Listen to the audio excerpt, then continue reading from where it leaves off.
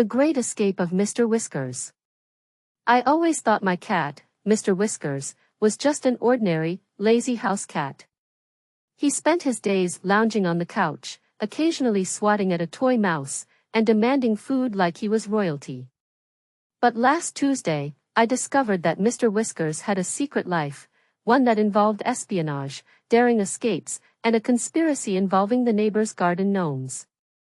It all started when I came home to find the front door wide open.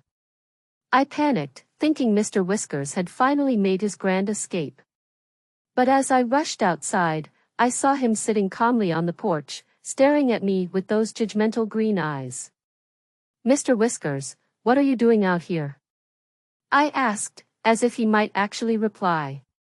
He blinked slowly, then sauntered back inside like nothing happened. Suspicious, I followed him. That's when I noticed something odd, tiny muddy paw prints leading from the door to the living room, and then disappearing into thin air. I scratched my head. "How did you get back in without me seeing you?" Mr. Whiskers yawned, clearly unimpressed by my detective skills. Later that evening, I heard a strange noise coming from the backyard. I peeked out the window and saw Mr. Whiskers perched on the fence, having what looked like a serious conversation with the neighbor's cat, Fluffy. They were meowing in a pattern that almost sounded like Morse code. "Are you plotting something?" I whispered to myself.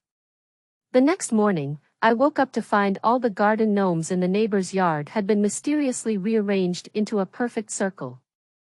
And there, in the center of the circle, was Mr. Whiskers, sitting proudly like a king on his throne. I gasped. "Mr. Whiskers, did you do this?" He gave me a look that said, "You'll never prove it." From that day on, I started to suspect that Mr. Whiskers was no ordinary cat. He was a mastermind, a feline James Bond, orchestrating covert operations right under my nose.